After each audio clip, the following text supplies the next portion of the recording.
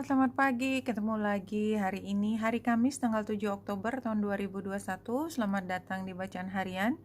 Bacaan umum untuk semua zodiak, ambil hanya jika resonate. Silakan lihat description box di bawah video ini untuk rangkuman bacaan hari ini.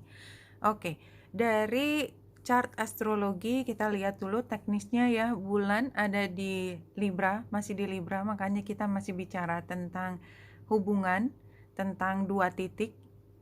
Dan pada hari ini, tepatnya pukul 12 waktu Indonesia bagian Barat, bulan sudah melewati Merkurius yang retro. Karena kan kemarin malam itu bulan masih berada di titik ketika dia bersama matahari dan Mars. Tanggal 7 ini kita lihat matahari dan Mars itu sudah dekat sekali. Tanggal 7, tanggal 8 kita lihat mataharinya sudah mendahului Mars. Jadi tanggal 7 itu adalah hari yang penting ketika ada sesuatu yang turning the table around. Jadi artinya kita balik, tiba-tiba mejanya terbalik, yang tadinya berkuasa kayaknya justru yang paling membutuhkan sesuatu. Jadi dia tidak mungkin bisa melakukan apa-apa tanpa bantuan dari yang biasanya dia dengan semena-mena.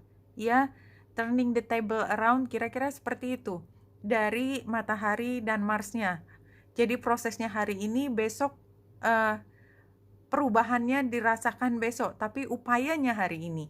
Nah, hari ini karena bulan square dengan Pluto, makanya semuanya intens, tapi intens yang membawa kita pada rasa cemas, takut bahwa hubungan ini berantakan, takut bahwa hubungan ini mengarah pada hal yang destruktif, ya, tidak hanya runtuh tetapi merusak yang lain juga, seperti itu.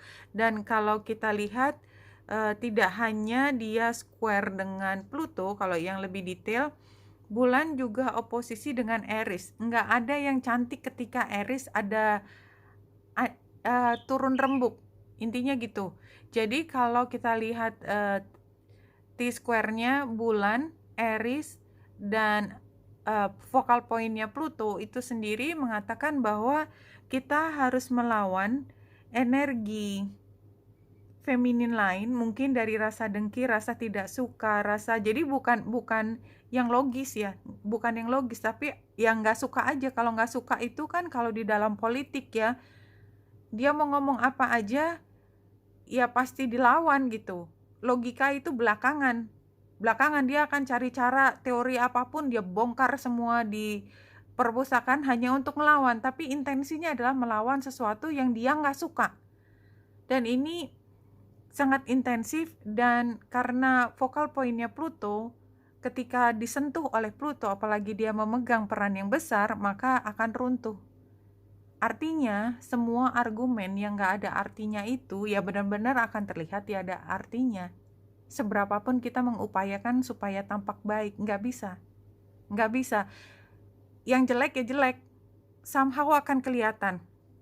Nah, kalau kita kembali ke sini kan ada hal positifnya ya, bulan trine dengan Jupiter. Iya, jadi ada soulmate kita. Bulan dan Jupiter itu soulmate. Ada soulmate. Ada yang selalu berada di sisi kita, kelihatan atau tidak, terang-terangan atau tidak, yang selalu membantu kita melewati masa negosiasi yang sangat sukar ini.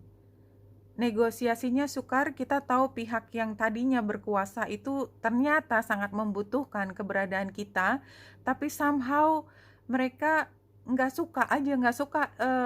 Semua orang yang tadinya berada di top ya, itu selalu kalau ada pendatang baru dan ingin berkuasa, dan ini penggambarannya itu seperti kelompok, entah kelompok laki-laki atau perempuan ya.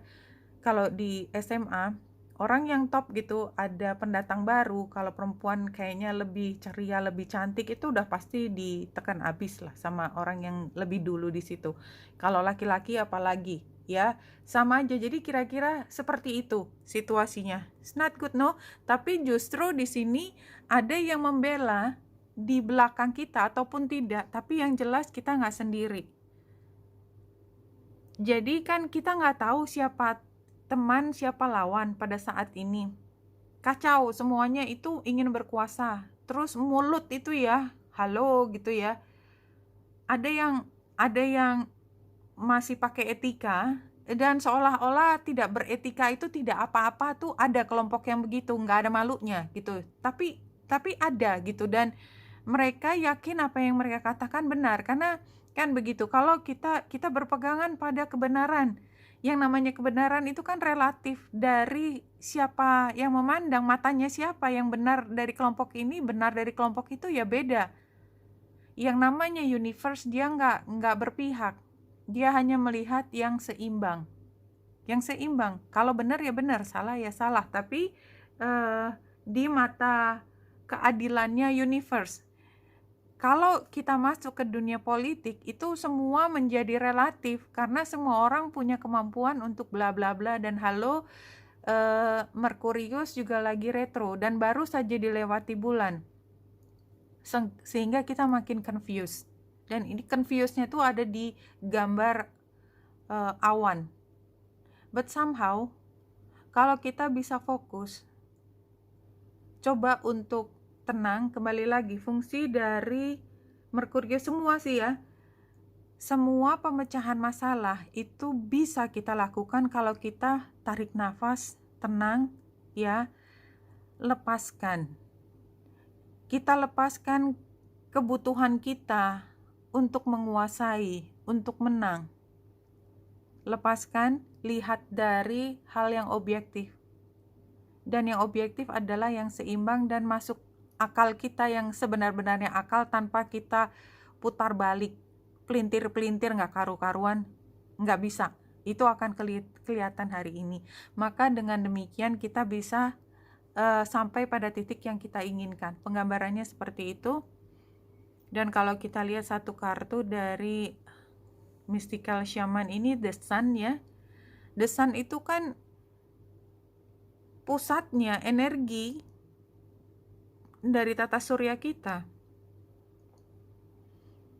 Either way, it is the most brilliant light for all beings. Jadi kita perlu menjadi light. Light itu menjadi matahari. Dan artinya kita nggak perlu pakai semua pembenaran karena memang benar gitu. Nggak perlu pakai logika yang ajaib. Shine 2 kali ya. Tadi matahari, yang di sini shine. Hanya penggambarannya beda tetapi sama-sama shine. Dan kita lihat mataharinya ada di tengah tapi masih clouded. Jadi somehow semua jawaban ada di kita, hanya kita yang perlu mencari dan memancarkan. Share the love. Ya, pastikan bahwa yang kita pancarkan itu adalah cinta, bukan dengki. Karena hari ini kedengkian itu memuncak. Ada fungsi Aries ya, yang oposisi dengan bulan.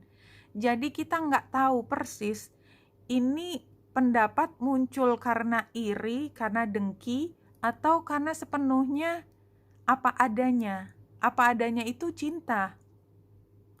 Dan healing begins. Jadi ada kesempatan untuk healing. Apapun itu. Jadi ini healing itu artinya ada masalah yang harus diperbaiki. Ada keputusan atau kesepakatan yang harus diambil dari beberapa pihak. The Lovers. Dan ini sarannya celebration, ritual. Ini yang jelas 3 pihak. Tapi kesepakatan. Oke. Ini kalau kita lihat masalahnya itu adalah masalah yang sama berulang-ulang, relapse ya. Nggak selesai-selesai karena somehow masih ada yang stuck di situ. Challenge-nya karena selain memang nggak jelas gitu loh, bingung semua. Dan cara berpikirnya semua masing-masing sendiri-sendiri, nggak ada yang pakai logika lengkap gitu ya. Semuanya terkompartasi, alienation, illness, lack of security. Jadi semua berbasis ketakutan, fear based gitu ya, berbasis kecemasan. Tetapi advice-nya adalah friendship celebration. Jadi memang itu memutar emosi. Jadi logikanya kita tahu, tinggal kita mengendalikan emosi kita, melihat itu bukan dari kecurigaan, dan kita melihat pihak di situ sebagai partner. Very clear kalau menurut saya.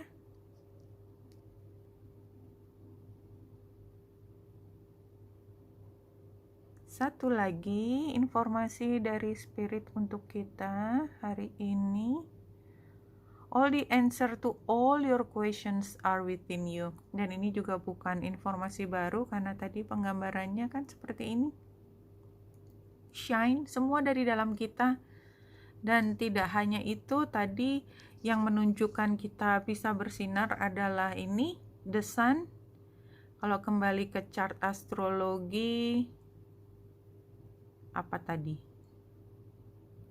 Iya, soulmate kita ada yang kita punya orang yang memastikan kita kalau bersinar, walaupun kita harus berhadapan dengan yang paling kita takuti, kita perlu keberanian tersebut karena itu jalan kita untuk menuju penyelesaian. Jadi ujian kita selalu menghadapi hal yang paling kita takuti. Don't run. Semua ada di dirimu. Dirimu sudah punya kekuatan itu, hanya perlu mengumpulkan kepercayaan diri. Oke, Winita Indrasari sini semoga membantu. Salam hati dan cahaya.